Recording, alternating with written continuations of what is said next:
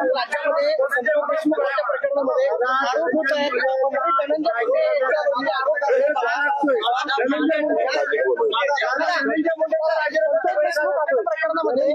राजीनाम्याचा वेळ काय लागतो दादा? धनंजय मुंडेला पाठीशी कोण घालतो?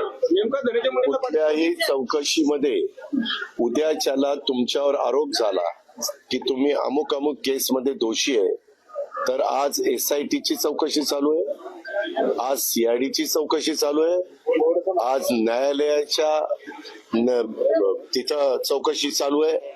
आता या 3 वेगवेगळ्या एजन्सीज तिथं चौकशी करतायत.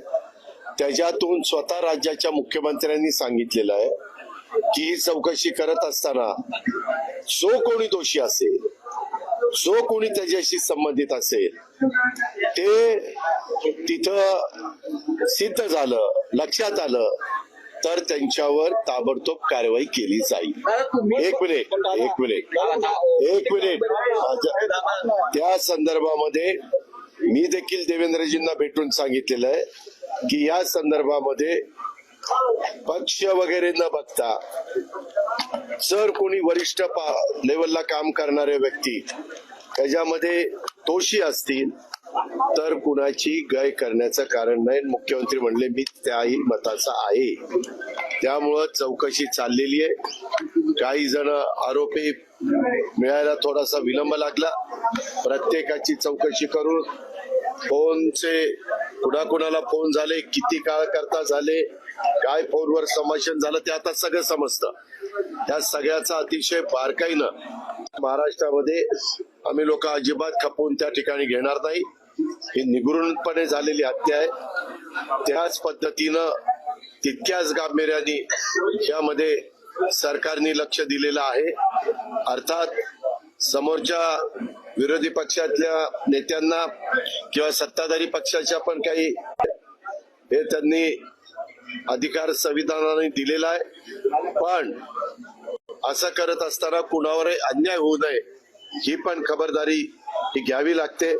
मी आज आपण प्रश्न विचारल्यावरून पुन्हा एकदा आपल्या मार्फत महाराष्ट्रातल्या जनतेला सांगतो, कुणालाही माझी आजपर्यंत कामाची पद्धत अनेकांना माहिती आहे. यामध्ये आम्ही आणि मुख्य दोषी असतील त्यांना अजिबात पाठीशी घालणार नाही. त्यांना कडक मधली कडक सजा केली जाईल आणि एक वेगळ्या प्रकारचा मेसेज महाराष्ट्रामध्ये दिला जाईल.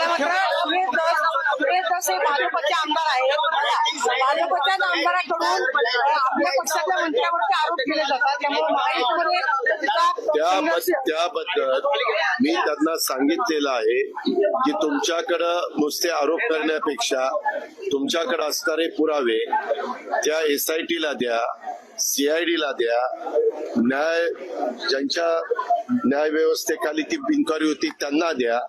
कारण आपल्याला माहितीये की पुराव्याशिवाय कुणावरही आरोप करणं हे कितपत योग्य आहे आणि ते त्यांना द्यायला सांगितलेले. माझी आणि बावनकुळे साहेबांची पण चर्चा झालेली आहे, माझी आणि देवेंद्रजींची पण चर्चा.